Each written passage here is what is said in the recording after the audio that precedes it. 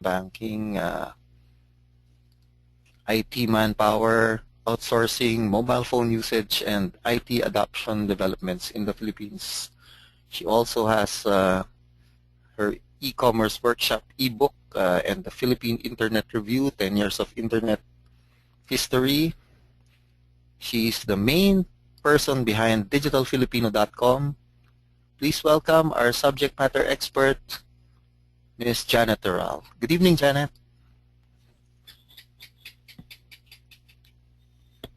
Good evening, James, and thank you very much for the very kind introduction. So welcome everyone, and thank you for joining this overview or briefing about the Certified Blog and Social Media Entrepreneur Program. And our focus for tonight is all about Module 2. And I guess before I get started, while waiting for my main screen to load at your end, I would just like to ask first, how many of you are attending this webinar for the first time? May I ask? If you're attending a webinar for the first time, can you kindly press the raise your hand button also to see if that is working at your end? Okay, it's first time for Dana. How about the others? And also for Joseph, for Lian, and for Ryan. Okay, so thank you very much for joining this webinar, and I hope that we will make it worth your time. And of course, I would like to let you know that if you have any questions at any time, just press that raise your hand button, and we can turn on your microphone so that you can ask your questions directly, or you can type them directly in the questions box, or you can also type it using the chat box. And I encourage interaction. So let's say if you agree with any points that I'm going to discuss tonight with the slide, with any of the slides that I'm going to show, don't hesitate to just type something there, like maybe you want to say I agree, or maybe you just want to put a smiley there, or whatever you would like to put, anything that would let us know whether you agree to it, or maybe you have some questions, or maybe you're a little bit confused, so don't hesitate. So before I proceed any further, I would also like to ask, how many of you have blogs right now? Do any of you own a blog? If you do, can you kindly press the raise your hand button? Or if you have a blog URL, please don't hesitate to share that, so you can type your blog URL directly just in case you want to share it. Okay, so we have a few bloggers in the house, so thank you very much for joining us tonight. And I think some of you don't have blogs yet but are interested in how to use blogging and social media marketing and advertising for your business. That is also the information that I got from the others. So for those of you who fit that profile, kindly raise your hand also. Maybe you don't have a blog right now, but you'd like to know whether you can use this for your business, how to use it well, maybe to promote a product or service, or maybe to promote your company, or maybe to promote a family business, or maybe just use it for the companies where you're working for right now. Okay, I think there are some of you who also fit that profile. All right, so let's get this session started. So maybe let me just warm up with my webinar facilitator tonight. So hi James, thank you very much again for the warm introduction. Can you give me a go signal if you're seeing the first slide of my screen? Okay, Janet, I see professional blogging, social media marketing, and advertising as a business briefing. Okay, I'm glad that you're seeing that. And of course, if you have any questions at all, you can expect James to read them. And I also have in the webinar room Flair Castro. And good evening, Flair. Let me just unmute Flair. Hi, Flair. Good evening. By the way, Flair is helping me out. Good evening, everyone. Yes, okay. Thank you very much, Flair. Okay, by the way, Flair is also helping me out in the program. So in case you will join us in our journey with this specific module, once it starts on January 16, you will expect to hear more from Flair. And I'm going to discuss later on as well how she's going to help us out in the program in carrying this out. So let me start with this presentation by saying that we have an interesting situation right now where, because of the growth of the internet and with the growth of social media, There are a lot of bloggers out there today. And not just bloggers creating their presence. And since blogs can now be used for advertising, also for creating opportunities, and also for getting recognition for projects, getting recognition for awards, it's now creating a pressure where people like you, where you have an existing blog right now, or maybe you're thinking of having one, or maybe you're thinking of how you can use this for your business, or how you can use it to promote your company. Somehow you might somehow some of you might be wondering, how will I do it? I mean, there's so many players out there. How can I stand out? What can I do to make sure that if I venture into this, I won't just become one of the many players out there? So maybe before I proceed in laying ground the path, or maybe discussing all these options that you may have, I would like to share first a personal story. And in my case, I started blogging around 1999 with digitalfilipino.com. And at that time, blogging wasn't really that popular then. And there weren't tools available that you can use to create your blogs. However, around 2005, blogging became some sort of a mainstream, in a sense that you suddenly see a lot of bloggers becoming popular. They're getting a lot of recognition. They're getting a lot of exposure, making a name for themselves. And at that time, I also have a small community called the Digital Filipino Club. But then I realized that if I'm just going to continue doing Digital Filipino Club and posting articles in digitalfilipino.com, I know that I will not be able to last in this industry. Because even if I have blogs, I cannot say that I am exactly growing. And I know also at that point that I cannot just compete head-on by just publishing content. And that is when I decided that maybe I can do something different. Maybe I should embark on a journey or embark on an experiment. And this is what I did. Around 2006, I think that was around October or November 2006, I decided to join an SEO contest, or a search engine optimization contest. And the title of that contest was Ituloy ang Sulong. And Ituloy ang Sulong is a Philippine search engine optimization contest organized by seo.org.ph, which is headed by Mark Makaluwa. Unfortunately, that site is how do you call that? Is already in its exit stage, because there's now a more formal SEO community in the country. And in order to win the competition, you can win in 3 categories. You can win in either in the Google space, ranking in Google, ranking in Yahoo, or you rank in MSN search engine. So there were most of the people who participated were men, no? And there were very, very few women. However, after the competition, at least 3 women, did well in that contest, and I'm one of them, no? And however, there was some sort of a conflict at that time. I remember when I joined the contest, on the first few weeks of the contest, I was on page 1 of Google, page 1 of Yahoo, and more or less page 1 of Hotmail. And then I realized that in order to make things work, I need to have a lot of links, but I don't have really that much of a relationship with the bloggers at that time. And I had to rely on my own family of websites just to be able to compete in the competition. So I did my best. No? I tried publishing a lot of articles, and I think during this 3-month period, I was able to publish more than 100 articles using this particular blog. And I was able to finish at the 5th spot at the Yahoo search results. Although on the Google space, I think I end up on page 4 or page 5. But note that up to page 10, I think all of us have some special prize at that time. I won around 8,000 pesos from that contest. And for MSN, they gave recognition for the first 5 finishers for the MSN search engine.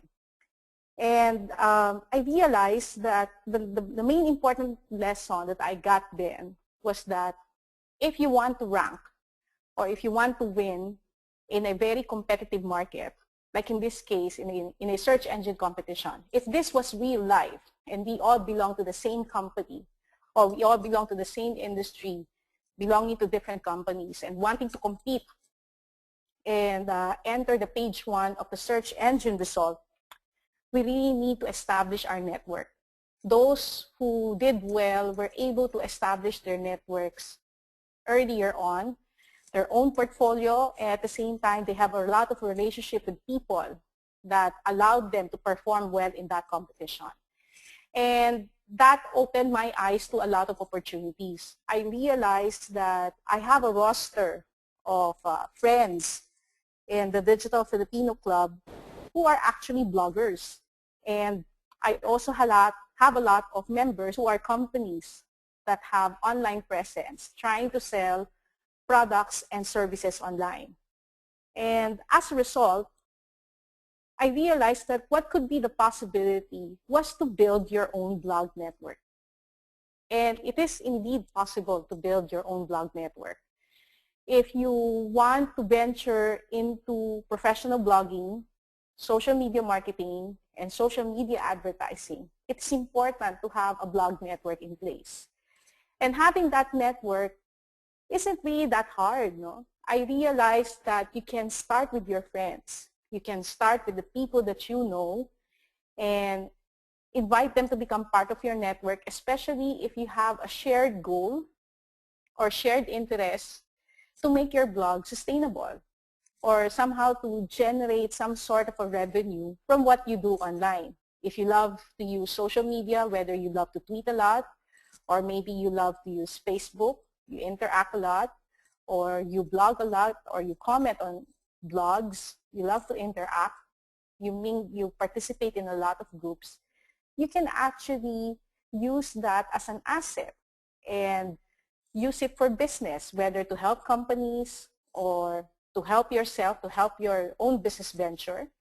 Or if you're working for a company and you're launching a program, you can use that network, tap into it, and use them as a, how do you call it, as a venue to evangelize whatever you're trying to push to the market. And putting up a blog network does not necessarily have to come from an economic perspective where you have to earn money. Even if you don't intend to profit out of it, it's important to build a blog network so that if you are a company trying to push a product or service, you can use that blog network to help you reach out to your target audience. And today, you can actually do that if you want to, no? And it's something that I would like to encourage a lot of bloggers to look into and a lot of social media professionals to look into, because there are a lot of social media experts out there. And some of them are good, some of them are better, and some of them are really, really great, no? And a lot of them are also bloggers.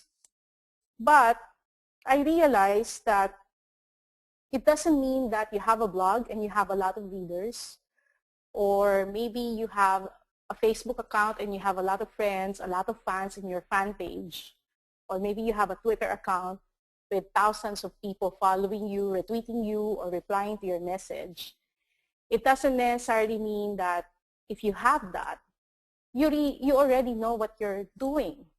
I've encountered a situation last year where data privacy of people have been compromised, where service providers ended up sharing information of people who joined contests and considered them as undesirable, and was encouraging their peers that if these people join, you should block them.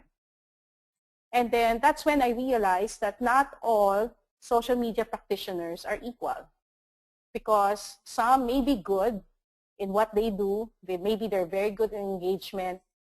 They have a lot of readers, or maybe they have a lot of people following them or retweeting them. But it doesn't necessarily mean that they respect other people's data. It doesn't really mean that when somebody commits a fault, they'll be willing to take accountability and say that I made a mistake, or ask others to correct the mistake that they have made, or even take the leadership and say, this is how we should do it. And we should take care of this information because this information belongs to our client. It doesn't mean that just because they don't know what we're doing here, we can just mess around with other people's information. And therefore, what I'm saying is that if this is something that you want to venture into, not only does it require that you build your profile, you build your following, you build engagement with a lot of people, but it also means that you need to set up some standards to yourself on how are you going to put value to the relationship that you will have to your employer, to your client, to the people who interact with you, especially if they trust you with their information. And there are also some social media practitioners who don't really have active social media profiles online. And I think it's important that if you want to engage your audience, you cannot say that I want to do this, but I don't want to be known. I want to be on the background and maybe put on an anonymous front when interacting and maybe hiding in a pseudonym or something. Of course, we can use a pseudonym or we can use an alias, but technically people know who we are to the point that if something happens, whether it's for the positive or it's for the negative, you know, we're ready to engage and address the issue. And because at the end of the day, especially in the Philippines, we're very relationship-based. And as a result, we want people to feel that if we have a problem, someone is going to communicate with us, but not just only communicate. We want to know that we're really talking to a real person. And therefore, the world of blogging, professional blogging, or doing social media marketing or social media advertising to your client is all about doing all of these engagement to your audience and making sure that you listen to them, listen to your audience. They are your heroes. They can help you get more customers. They can help you spread the word, especially if there's an information that other people should know, especially if it will help others. You want them to be there, and you want them to feel that they are important. Therefore, the social media practitioner, whoever, if you will venture into this, also means that you're more than willing to handle pressure. And when I say handle pressure, it can be pressure at all fronts. Like maybe there's an anonymous contest joiner who suddenly start posting on your wall, suddenly start posting bad words or saying, how do you call it, undesirable words. You cannot just delete them or ban them. You really have to engage and take it offline and be in your best behavior as possible. I had an incident a few months back where I was questioning the cell phone signal of my telco. And I was interacting with a lot of people then using my Twitter account. And then the telco representative started interacting with me. But instead of just asking me, may I know which area are you experiencing this problem? The first line that account asked me was, what's the matter? Isn't it resolved yet? Which area are you in?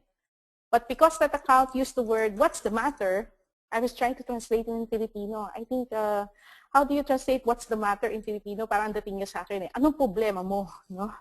And I end up sharing that, and there are a lot of people who also started arguing with that account. And the point there is, you really have to learn how to handle the pressure, because doing professional blogging or all of these social media marketing or social media advertising is not just about getting a lot of Twitter followers or getting X thousands of likes or X number of +1 among others on Facebook or on Twitter or on Google Plus and all the other social media networking platforms that you will encounter out there. And there's also another situation. You will now find that a lot of entrepreneurs are using social media and blogs to market themselves online. In the recent Digital Filipino and Search Profile Index Web Awards 2011, we announced the winners last December 31. A lot of entrepreneurs right now are marketing their products through Sulit, through Multiply, through eBay. Some of them are also promoting it through iOS Dito. Some of them also try to arrange deals with Ensogo and posting in forums like Exchange and Entrepreneur. However, it doesn't mean that once you start posting in forums like that, you will have a sale. And in fact, a lot of them don't experience sales, and they often wonder, I thought these sites are big. I thought these sites are effective. How come I'm not selling? And that's when they will realize that they actually need help somewhere, and they cannot do it alone. And that is where there is room for professional bloggers, for social media advertising and marketing professionals. They have an important role to play in terms of helping the so many entrepreneurs out there who are utilizing these platforms to move their products, to move their services. So if you decide to become one of us and venture into this kind of activity, you have the opportunity of helping entrepreneurs to gain more exposure online. If you will be able to build a network and establish a relationship with other bloggers or establish a relationship with other social media users, you can help give that exposure to them. And when I say exposure, it's not just about being blogged or being promoted on Facebook or Twitter and Google+. It's all about coming up with a program, a plan, and carrying out that plan and doing it in progression. And if you will be able to do it right, constantly monitor it, see if the returns that you desire, you are actually getting it, and you keep on doing better, then you can help an entrepreneur achieve their business goals. And my favorite example in this regard, let me show you one, is actually Jupiter Suites. A few years back, I think 2 years ago, Jupiter Suites tried to use social media to promote the hotel and try to attract more bookings to their hotel. It is a hotel based in Makati City, and it's a spacious hotel with free breakfast, free internet, Wi-Fi, and also wired internet connection inside your room, which is part of your daily package. The rate that you pay for daily already includes that free breakfast and free internet connection. Although that is already a standard today, but around 2 years ago, that is something that you pay for as an extra. It's not something that is necessarily part of the package. And at that time, when they were trying to do some stuff online, they weren't really that successful in getting the results that they wanted to get. And they ventured into a blog campaign program, and they also ventured into a social media program. And the last activity that they had was a video contest, and they called that I Love Makati. And since that contest, the hotel has been fully booked to the point that the owner had to pause carrying out online campaigns or online programs because they don't have any more space in their hotel. They start referring parties to other hotels nearby, and they cannot accommodate them anymore. And it feels great if you will be able to help entrepreneurs do well in their business, because at the end of the day, it's not about the numbers of people interacting with you, liking your page, or interacting, posting their comments in your blogs. It's really all about, can you help entrepreneurs get the bottom line that they want? Can you make it profitable for them? And the moment you are able to achieve that, then you can say that you've done your part in becoming a social media marketing and advertising professional. And I think not all can say that they have gone full circle in in becoming this kind of professional, especially if they haven't had the experience to handle negative publicity online. And when I talk about negative publicity online, it's it's really the hurtful stuff. I remember having a few cases already where clients are being referred, and I mean, a lot of them are actually stock market listed companies where their executives' reputation being put at risk, whether there was an anonymous blog put up about one of the executives accusing them of a crime, or maybe their company went bankrupt and there were a lot of disgruntled people saying bad things about the company, the employers, the board of directors, the family members of the board of directors, or maybe some of them get discussed in forums and really putting them down. And when you are faced with that situation, in a lot of cases, a lot of people would run away, would walk away from handling such cases. However, what if you will have a situation where these people are actually your relatives, maybe your loved ones, your brother, your sister, your boss, maybe yourself or your husband, your wife? We will be in that kind of a situation. How are you going to do it? And I'm not saying it's bound to happen, but it can possibly happen. And it is important that you already build your relationship as early as now. Build your profile, build the portfolio of the companies that you work for online, establish their presence right away, establish good relationship with media, with other bloggers, so that when crisis strikes, you will know how to handle it. You will know how to correct it. You will know which areas do you need to guard well 24/7, so that those who try to damage the people that you're trying to protect,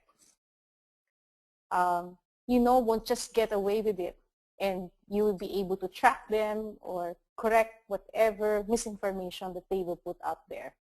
Bury the information, even if you have to, if you cannot just delete it or undo it.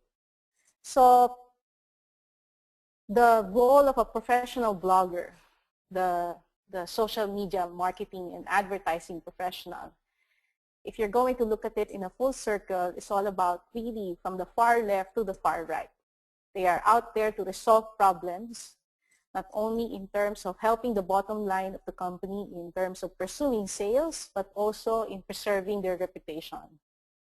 It's about creating that relationship with the bloggers in the community and ensure that if there are negative feedback, instead of just allowing it to blow up in public, you try to settle it as quietly as possible and settle whatever misunderstanding there is out there, so that you can also help your clients correct their process and do better and serve their future customers better. And it's all about coming up with campaigns.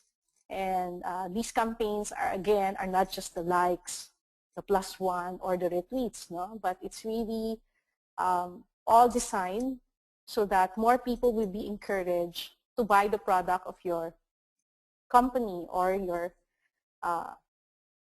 client's product line. And if you'll be able to do that, then you can become a reliable resource.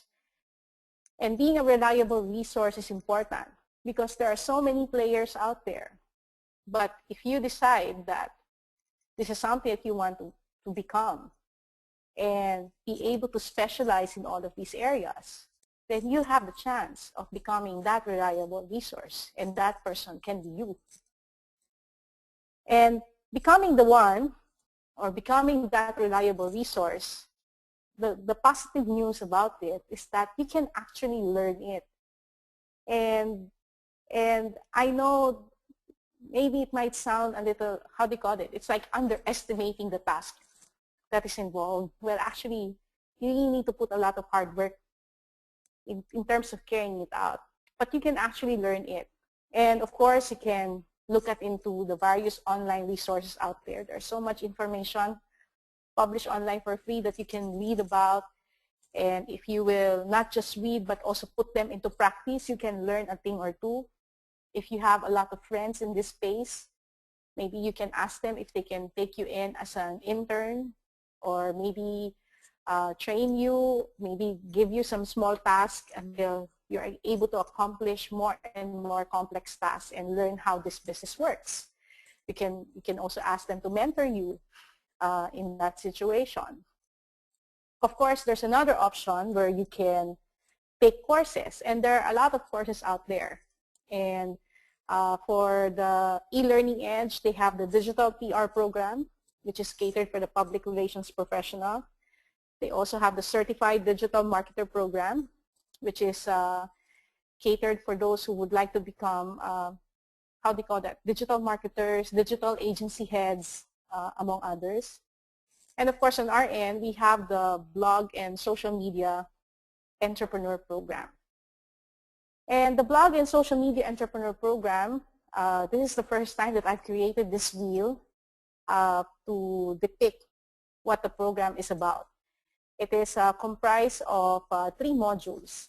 You have module 1, which is the blog launch, copywriting, and social media promotions. And we just finished that. And it is ideal for people who don't have blogs yet and would like to go through the process of starting a blog, developing a content plan, interacting with other people, and getting the people that they interact with to their blog and hopefully interact with them as well in the process. And measuring how their blog grows as they gradually roll out what they indicated in their content plan and see whether they are actually hitting their targets. It's like maybe when you launch your blog, you decided that you wanted to promote this tour that will be happening in this specific month, and you gear up your blog to be able to achieve that goal. And if you are beginning to receive bookings in the process, then you can say that you are gradually achieving what you set your blog to become in terms of its vision and how it will help you economically.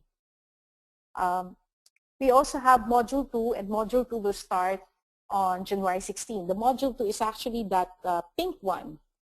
I colored it pink so that it will stand out. It doesn't mean that it's an all-girl course. I know I'm a girl, but it doesn't necessarily mean that it's an all-girl course or something. But Module 2 is for people who are not necessarily bloggers and not necessarily for people who would love to blog, but basically for people who would like to work with influencers, and these influencers can be bloggers and social media professionals, and finding out who they are. So if you are, let's say you're putting up a group buying site, and your group buying site is all about selling high-end items, luxury items, and you would like to find out which bloggers would fit that profile and which active social media users, active on Twitter, Facebook, or Google+, that fits that profile that you can reach out to. Well, this is the part where you can profile them. And looking at the various programs out there where you can advertise or promote your client. There are a lot of bloggers now that offers advertising to their blogs, and there are also people who do what we call a broker type of arrangement, like Nufnang, AdMax, and the other players in the market, where you talk to them and they'll be the one to talk to the different bloggers.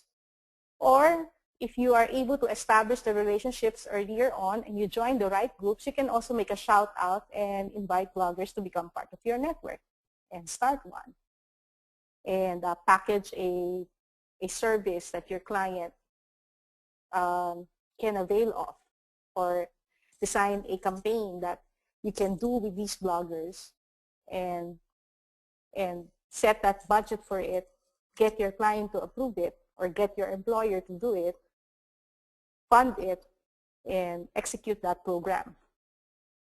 And the moment you are able to identify your influencers, and the moment you are able to identify what advertising modes or programs are you going to carry out, then it's time to design your campaign and design also how you're going to roll it out and then what targets are you aiming for. As James mentioned earlier, the way we do our grading in the program is in the actual implementation. So in carrying out a live project, your project should be completed within 3 weeks. So you will be able to carry out a small-scale project, design it, carry it out, and the end result should happen in that 3 weeks. So you will be able to set a realistic target, and you will be able to see as you execute that live whether you're getting the result that you want. And then 4, you will execute it, and during the execution, we will give you feedback. And on the 5th part, we will help you monitor, and you will also get to assess your performance and see whether you got the results that you aim for. And the way we grade, it's not about whether you got a successful campaign or not. It's all about the journey. It's all about how did you plan it, how did you execute it, how did you improve based on the feedback that you received, and then what were the lessons learned that you got, to the point that you will take note of them the moment you get the chance to handle a different program or a different campaign. So basically, that is what Module 2 is all about. And then we also have Module 3, and Module 3 is all about make money from blogging and social media as a service provider. And it's really offering the various services in this case, coming up with the right pricing, coming up with the right package, and offering them to your clients. Okay. James, before I proceed any further, do we have a question from the audience? Let us see. Okay, Janet, we have here. some initial questions. Here's one from Noemi Adela Pamintuan Hara. I'll send it in the chat box so everybody can read it. Okay. What's the most important characteristic of a social media professional? Well, the social media professional, as much as possible, they must be open-minded in terms of willing to learn new stuff. Meaning, whatever works for you before will not necessarily work for your next campaign. So first is that you must be an active learner and be able to adapt on how the social media and the blogging space is changing, and continuously coming up with programs that can cater to your client as a result. And then second is that you have to be strong, because there is a lot of politics in this space. And sometimes we hit on each other directly, publicly, or we hit on each other privately. But I guess that's normal, especially in this space, which is quite competitive. And sometimes the attacks doesn't necessarily happen at your level, and sometimes it's your client who's going to get attacked. So you have to be sure that you're strong enough to the point that if someone messes around with your client, you're ready to fight for your client in terms of protecting their reputation online, making sure that no one abuses them, but of course doing it in such a manner that will be respectable and that will not necessarily offend anyone. The third one also, it's all about being accountable to your actions. Sometimes clients' campaigns don't work. Either they did not provide the right budget, maybe they did not approve your original program where you indicated the budget. They tried to, not give you enough resource for you to carry out that campaign. And of course, you end up doing it, and then and as a result, the client did not really get the results that they aim for. Of course, you can take accountability for that, because you can say that because you carried it out and the results were not achieved. But at the same time, also being accountable enough that to the point that you're also going to be willing to be firm on the stuff that you believe in. Like if you know that the campaign will fail because they're not going to provide the necessary resource to make it work, making that explicitly clear and getting the other parties involved be responsible also in relation to that project. I know it's easier said than done. It's a little bit complicated, and the reason why I keep on stopping it, I keep recalling a client. So that's why I ended up having to stop once in a while, as I mentioned, as I answered that question. Anything else, James? Okay, great. Noemi has a follow-up. Okay. Do you have to be a techie person to become a successful blogging and social media service provider? You have to be techy enough so that when you talk to your subcontractors, at least you know what you want. You can say that I'm willing to spend this much amount, and this is what I expect. By knowing how it is built and what will it take in terms of technical resource, then at least you won't be put in a situation where you are at the mercy of your service provider or your techie person who's helping you make it work. I think the nice thing about it now is that there are a lot of people that you can work with who are good in web development, who are good in graphic design, who are good in writing, to the point that you won't be at the mercy of any particular individual. So it's important to build that network so that you will have a lot of player options and not be limited to a few players. So I suggest investing, like maybe doing some small projects, especially in building your identity, and try out some of your contractors to do some work for you. Of course, that would be setting up some budget for it. However, the moment they prove themselves and you believe that, okay, you can count on these people, then you'll be more confident in marketing and start getting clients for your projects. Okay. From Kirby Sarmiento, Janet, what sort of problems do those stock market related companies encounter in social marketing? He works for a brokerage firm. Usually, actually, it's more intrigues. Sometimes the executives of the companies are being intrigued in relation to their annual reports, or sometimes the companies are being intrigued, like maybe there was an acquisition or a negotiation for a purchase or for an investment, and there are other parties who are also competing for that investment. Maybe either from the investor end or on the end of the company being invested in. Sometimes the attacks go on a personal level, like maybe the primary personality of the organization is the one being attacked. It's not necessarily the company itself, but the individuals in the organizations are being attacked. It's like blackmail of sorts, but some of them are being done anonymously. Or sometimes you also have situation where media people get misinformed or misfed with information, then they publish something. When you search for the executive's name, you can find it on search engine results, the column, and maybe some of the discussions in the forums. And then later on, they try to issue a correction, provide the necessary answer to clarify that misinformation.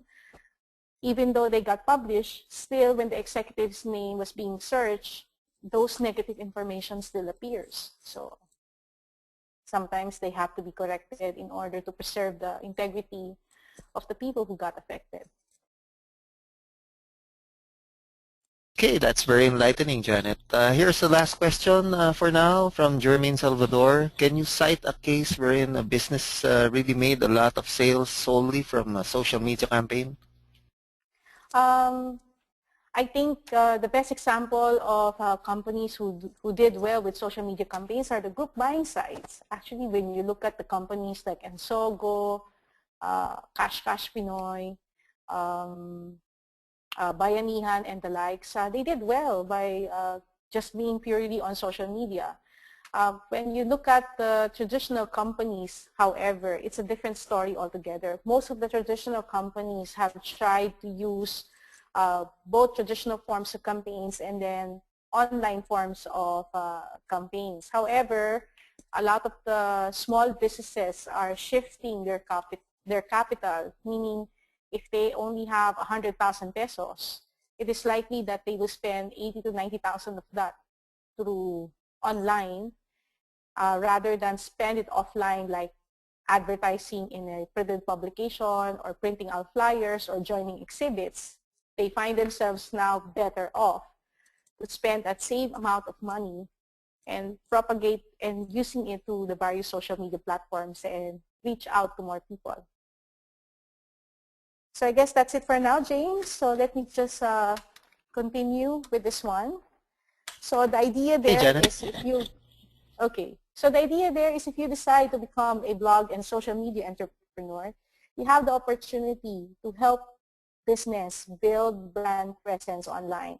And it can be reaching out into various areas. And I think it's branching out into 4 areas. You can help them build a presence in terms of being seen in search engines through blogs. And it's also about advertising them through various social media platforms.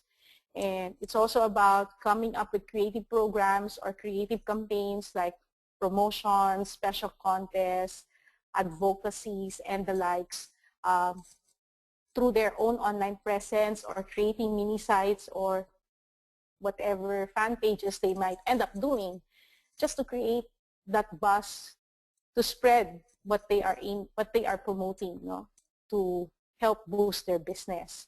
And it's also about building brand presence in terms of spreading the word in terms of what do their customers need to know, and at the same time find their advocates among their customers, know where they are, know who they are, and find out what can they do better so that they can come up with better products and services that can please their customers and hopefully in the process be able to attract more prospective customers.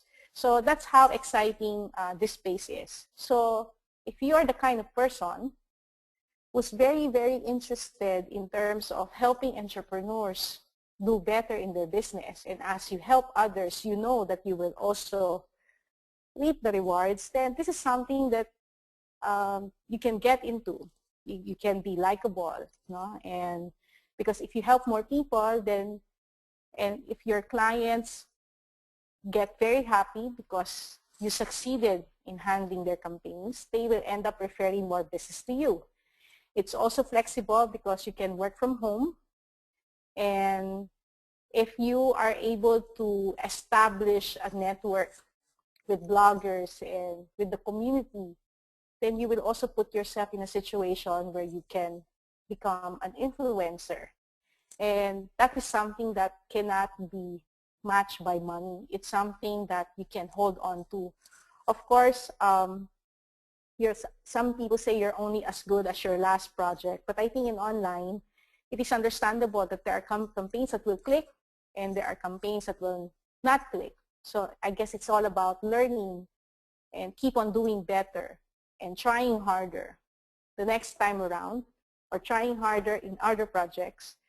And for as long as your batting average is that you have more happy clients than your, campaigns that did not do well, then I guess that is still fairly respectable, and you can still be considered as an influencer, because no one can say that they are all good without making mistakes or without committing failures. That's part of the growth of being an online influencer. And the nice thing also about this business is that you can build a network. Money is good in terms of if you know how to price your service well, especially if you're going to tie into outputs in terms of achieving business objectives, then you can also do well in this space monetary-wise. You can also get a lot of good deals. Some of your clients may not be able to pay you in monetary form. Maybe some of them can pay you in kind. Like maybe if you get a real estate client, instead of paying you in cash, maybe you can negotiate for a unit or something, So that is possible actually. So I guess it's up to you on how creative you're going to get in terms of designing your deals. And you can also get a lot of support from peers who can also benefit from the business that you give them. You can build brands and build an identity for yourself. And of course, since there are a lot of award-giving bodies in this space, your campaigns also can gain recognition if done well. So as James mentioned at the start of the program, if you decide to venture into the blog and social media entrepreneur program, this is what you can expect. We have an e-learning platform where all the guide materials are available online. And then we also have some tutorial videos. At the start of Module 2, there's a webinar where a lecture is delivered. And if you are not able to attend that lecture, that will also be posted online along with the handout that you can watch. And at the same time, there are also follow-up lecture materials online with assignments that if which you participate and answer and commit your time will also help you in terms of completing the necessary casework for your project. They are all designed to help you build, execute, and monitor the performance of your project. And you also have an online mentor assistant. I introduced Flair Castro earlier. Actually, Flair is one of our students, one of our graduates in the first batch of the Blog and Social Media Entrepreneur Program. And I'm very glad that she's helping us now for this third batch. We're now batch 3, right? For this third batch.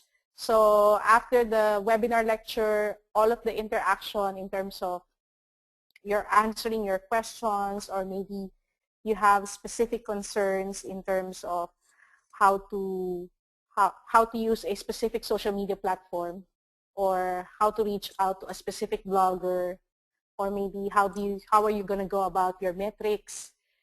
She will be there to assist you. And admittedly, in order to click well in this industry, these are the things that you need to commit. You need to commit some time to it. Ideally, you should commit maybe an hour every day for your classwork. Of course, if you cannot log on online every day, then I guess whichever day you're going to allot your time to work on your project, then you make up for it. Like if you can't do it today, but you can do it tomorrow, then maybe you need to allot an hour and a half or 2 hours for the next day, because this course is all about hands-on. It's all about really making that project happen, designing it, rolling it out, really going live, and we will be there to support you and help you promote it, manage that project, and then you report the results that you're able to get. And you can decide also to help an entrepreneur in this case. If you have a client already that you would like to use as a case study, then you can help that entrepreneur. If you don't have a client right now, then we can give you an entrepreneur that you can help for this project. And in fact, you can even get paid for it, especially if that entrepreneur is willing. And it also challenges you to be creative. Think out of the box. We will welcome ideas on how do you like to carry out your project. Although if we notice that your proposal cited a specific implementation, and if we think it can do better if you will also try other options, we will suggest that to you. And those suggestions are all meant to help you succeed further in carrying out that project. And in real life, becoming a blog and social media entrepreneur is all about taking risks also. Because no matter how much you plan a project, there's always a risk that two things can happen. It can either go well or it won't go well. So you must be strong enough to accept that any of the two can happen. However, if you're going to commit your time and resource, and you're willing to be flexible, you're willing to, take all humility in terms of admitting that you don't know everything, and you know that there are other people that can help you, then there's a bigger chance that you will succeed in this space, because that is what this space is really all about. It's really all about working with others, because success is not really dependent on one person. So if you want to sign up with this program, all you have to do is visit dgentrepreneur.com, and you click on Module 2 to sign up. And I think I have the website on my end right now. So if you visit dgentrepreneur.com, you just click on Module 2. You can register in the program. And our first webinar lecture will happen on January 16, and we have an early bird rate. Our rate for the program is actually 10,000 pesos. However, if you sign up and pay on Monday, which is January 9, did I get that right, James? January 9, Monday yon? Tama ba? If I got that right, then that means you only have to pay 9,000 pesos. Then you can participate in the program. And of course, the program will start on January 16. And it's a 3-week program. And supposedly on February 6, you're going to do a final project presentation showing the result of your case study for the Module 2 of this program. So you really have a decision to make if you decide to venture into this space. If you notice, I've always said this in my past presentations, what appears now in your Google search engine results, and even what appears now on your Facebook news feeds is actually influenced by the people that you interact with the most, or content that is most popular among the people in your network.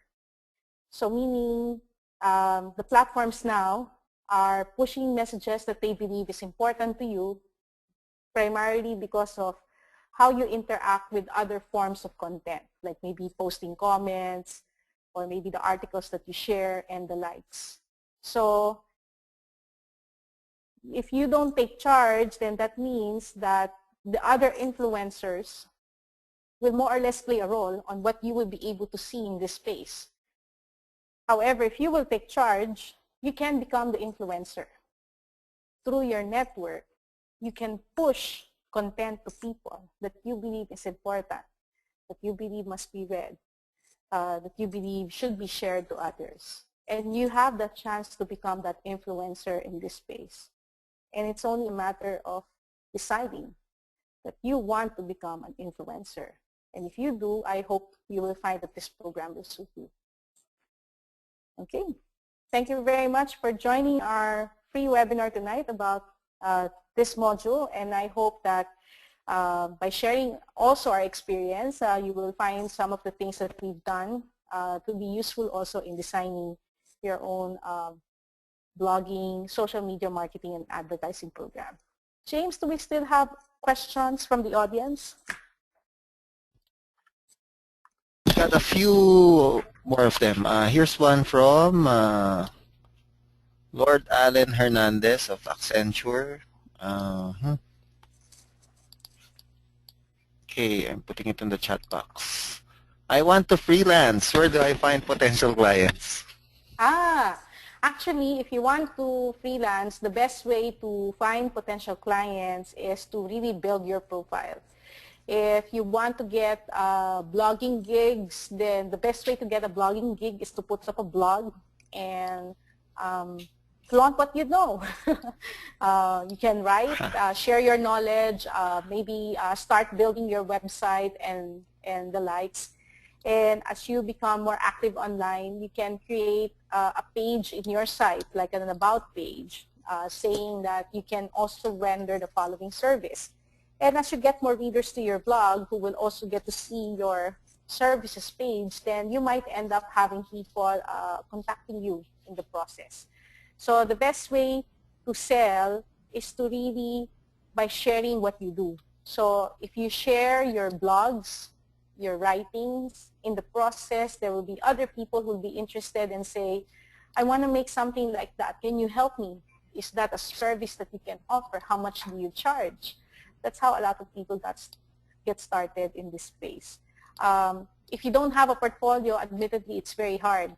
If you don't have a portfolio, more often than not, you will work as a subcontractor to a person who's doing contracting in this space. That is also possible. But if you will be willing to create your own portfolio and treat yourself as a brand, share what you know, which in the process you market yourself, then it is possible that clients will be the one to approach you directly. I hope Okay, that that's helps just Lord about it. Allen. Okay. Have any follow-up, Lord Allen? You have any follow-up questions? He doesn't have a mic kasi, so he's just typing in the chat box. Okay. No, no more. Thanks, Janet. Okay, so that's just about it for now. The rest of the questions seem to have been more deeper into the course itself. We'll email this to you, Janet, the rest of the questions, if you, or do you want? It's okay. I think we can run through them, and Okay, I okay. guess we Sige, still sige. have We'll go time. about Yeah, it. sige, go ahead. Okay, here's one from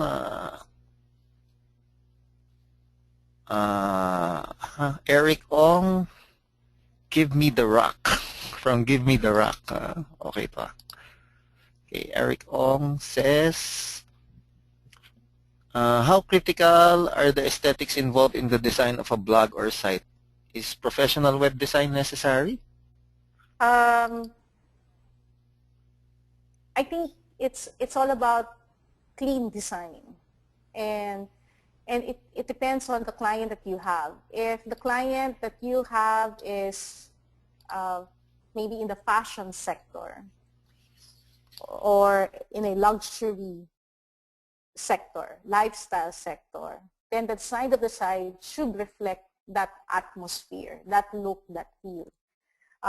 If it's informational, then you can say that you can have a clean design where it's not much about the look. It has to be plain enough so that the attention of the person will focus on the content. So at the end of the day, content first content is the most important. And then the design, it doesn't have to be complicated, but it must be clear enough to convey that it belongs to that brand and the aesthetic will represent what that brand is all about. Kasi minsan, ang ganda-ganda ng design pero walang laman. So, laman muna. Yung consistency of having content in that site and the kind and the quality of the content. Yun ang mas kailangan, mas mabuhusan ng attention. 80% should go there. 20% lang yung aesthetics. At least that's my take. James? That's right. Content is still king. Okay, content is still king. Okay, from Jonel Uy, Emerging Media Manila. When can we categorically say a blogger is a professional blogger aside from the qualification that he is earning from it? I think you are a professional blogger the moment you start writing content that is not because you're writing it because you want it, but primarily you got hired to do it, no? So if you got hired to write content for other people, or either through your blog or you publish it on their blogs, then you can say that more or less you are already a professional. You are already categorized on that level. No? And I guess when your writing is really more about your industry, your space, it's really geared to consumers, it's really geared more for the readers rather than just you sharing what happened to you during the day, then you can already say that your kind of writing is already on the professional blogging end. Okay, here's one from Noemi. Which do you prefer, Blogger or WordPress? On my end, when I started my blogs, a lot of them are in blogger.com. So if the client is small and really has a small budget, I would always suggest for them to go to blogger.com so that they can maintain it easily. However, if they have a good enough budget and at the same time their content requirements are a bit more complicated, like maybe they have a lot of categories and they see their blog to be growing exponentially, then I would suggest that they go for WordPress. And if there's shopping involved, then they can also use other mature platforms that are designed for that. From Lian Barbieto, is there still hope for new bloggers or is the market saturated with the seasoned ones?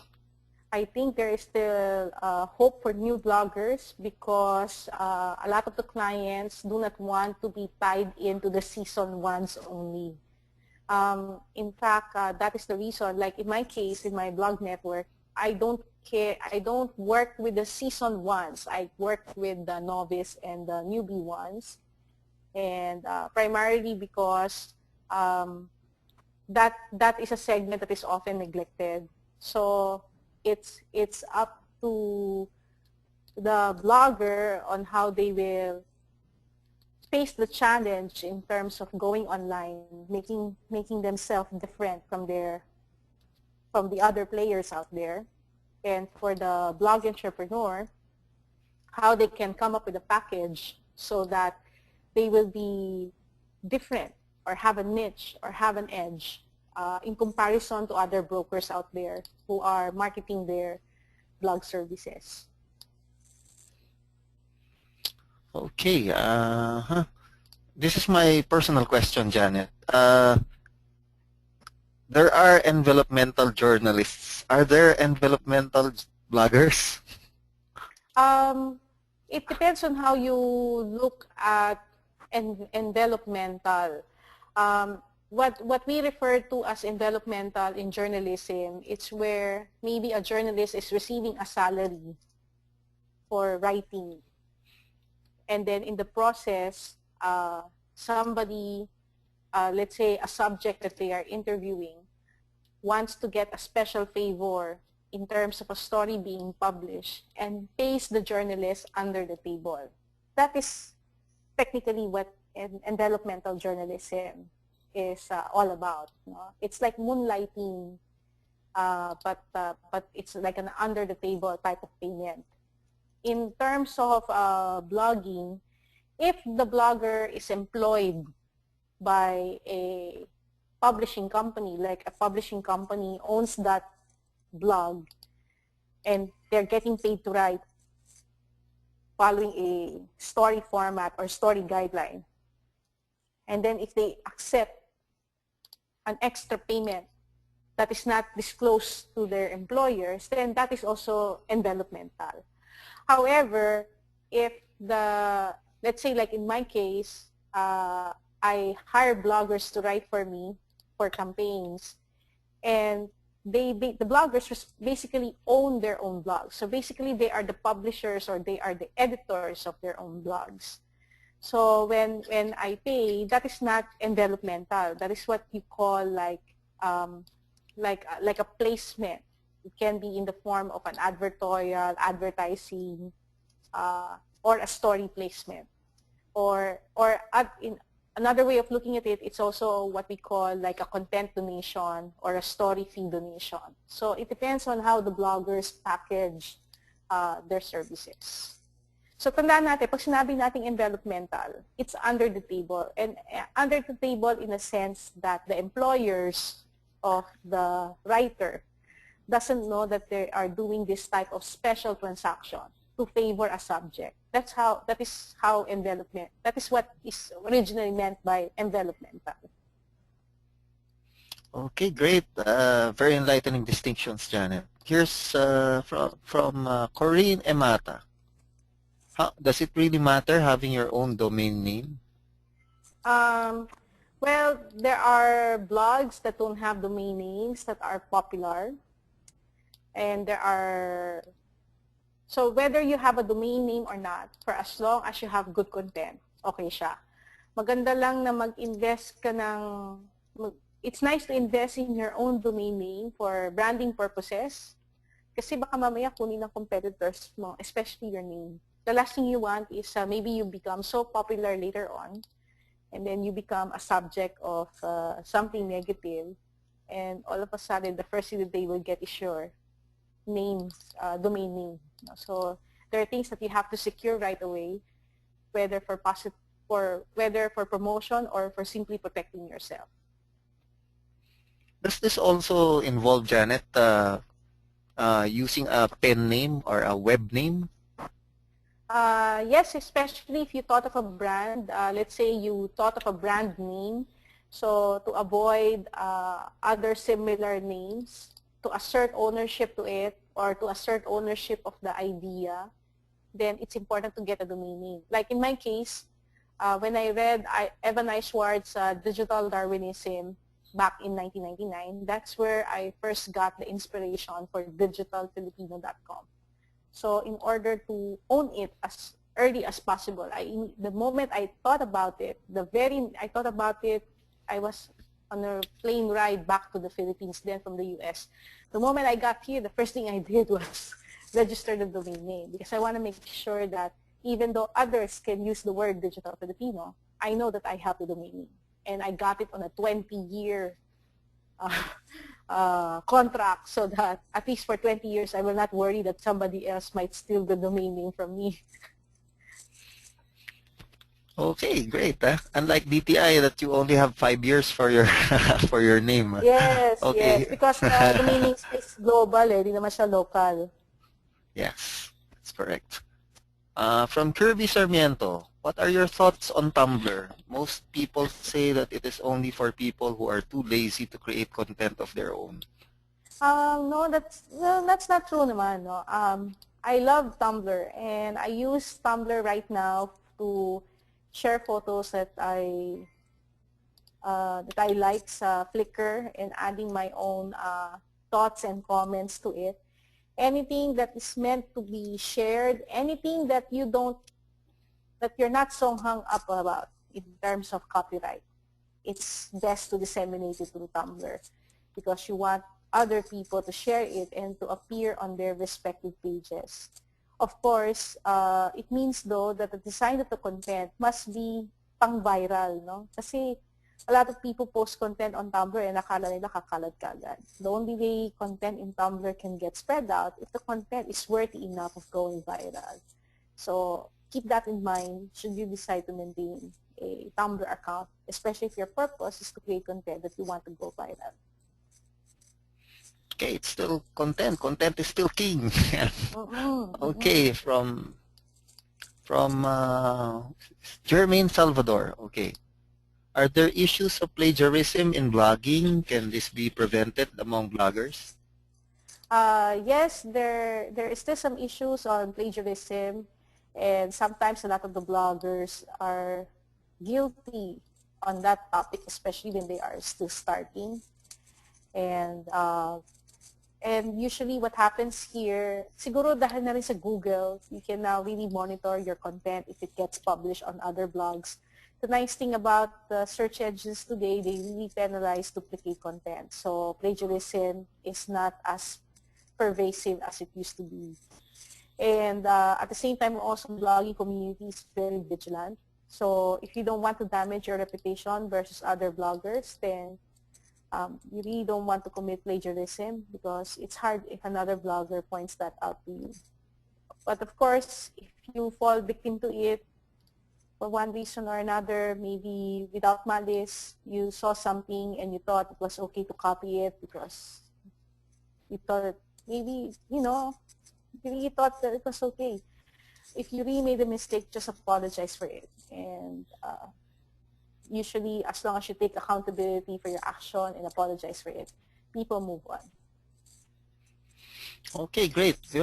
What's important is you also acknowledge the source, diba? You mentioned these or cite them. Yun nangyari kasi ganun eh. Like maybe you saw something, like my articles in Digital Filipino, there are times when my whole article gets published on another site and then I saw it. So I have two options. I can either ask the person to take down that article, which is a little bit hurtful.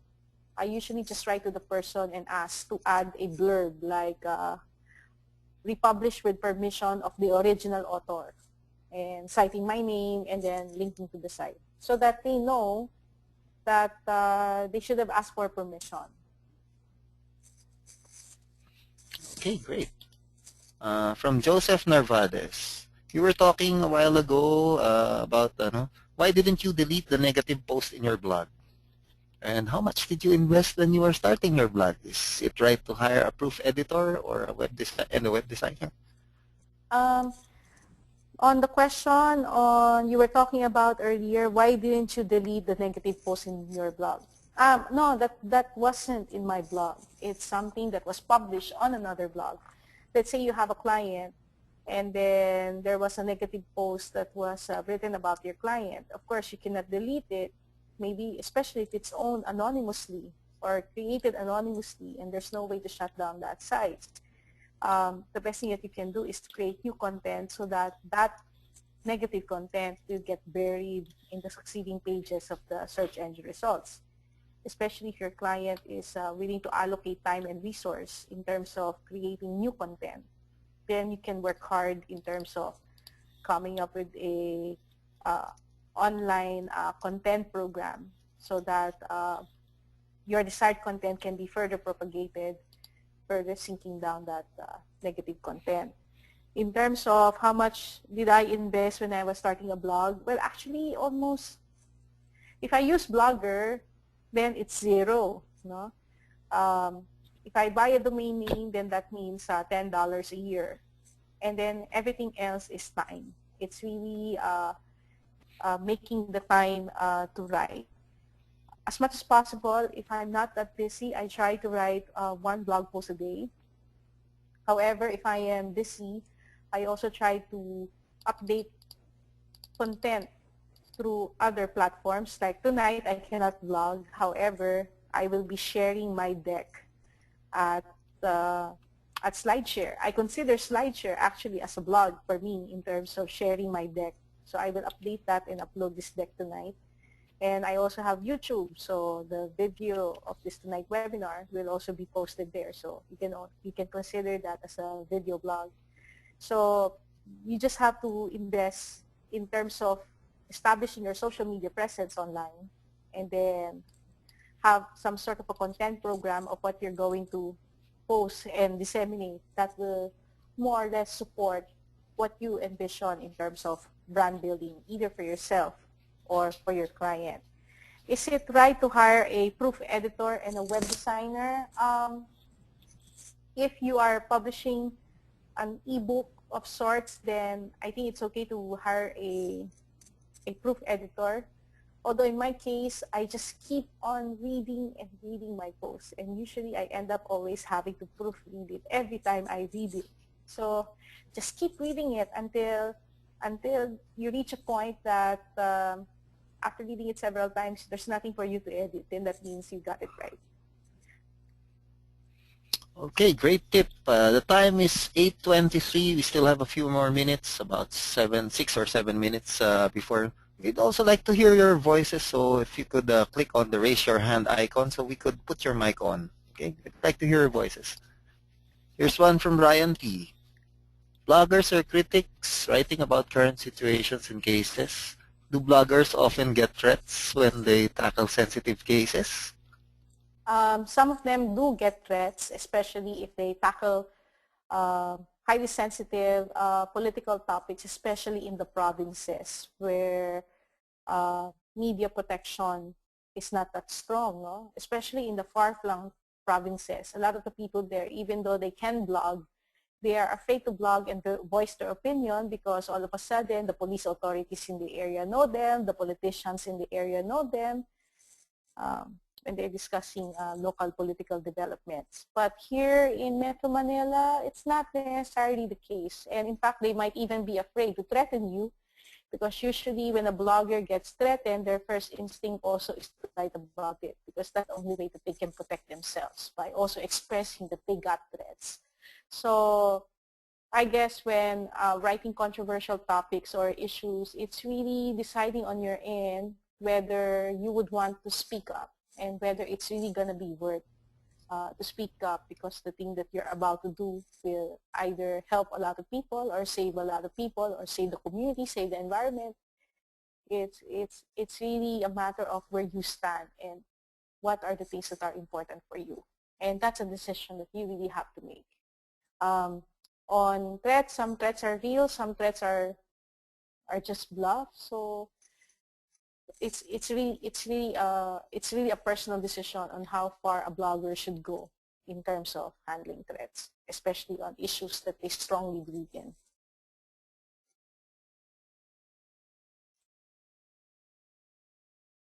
Do you think bloggers should also be educated about journalism ethics? A question from Noemi Pamintuan Hara. A lot of the bloggers receive some sort of information, or how do you call it? briefing on journalism ethics. However, we have to remember that blogs are mainly editorial opinion-based. So if you are expressing an opinion, then definitely you are biased. All bloggers are biased, one way or the other. No matter how hard you try to give a balanced perspective on the topic, you have a bias there somewhere, either on one side or the other. What is important is that when a blogger writes, they have to immediately state where their bias is so that their readers will know. Like, let's say, for example, if you're talking about the RH bill, if you are pro-RH bill, then clearly articulate that you are pro-RH so that they know that that is the perspective where you're coming from when discussing an issue. And usually the biases that you have will also encourage readers of like-minded bias. Yeah. Okay. James, are you Okay, still that's there? just about it. Okay, so Yes, that's just again, about it, Janet. okay, so again, thank you very much for joining us online for this briefing about the Blog and Social Media Entrepreneur Program, particularly for Module 2 on the topic on professional blogging, social media marketing, and advertising as a business. And I hope that some of you will take the bold step, take the risk, make the investment in terms of becoming a professional in this space. Whether you join us in the program or not, there is a lot of opportunity in this space. And we need more players, and I hope that this is something that you will consider. And for those of you who will take that journey and decide to take that journey with us, we hope to see you on January 16 online. So with that, thank you very much, James, and thank you very much, everyone. So James, can you do the honors of closing our webinar tonight? Okay, everyone. Thanks a lot for gracing this tonight's webinar. To leave the webinar room, just click File, Exit, and Leave Webinar. Good evening, everyone. Good night.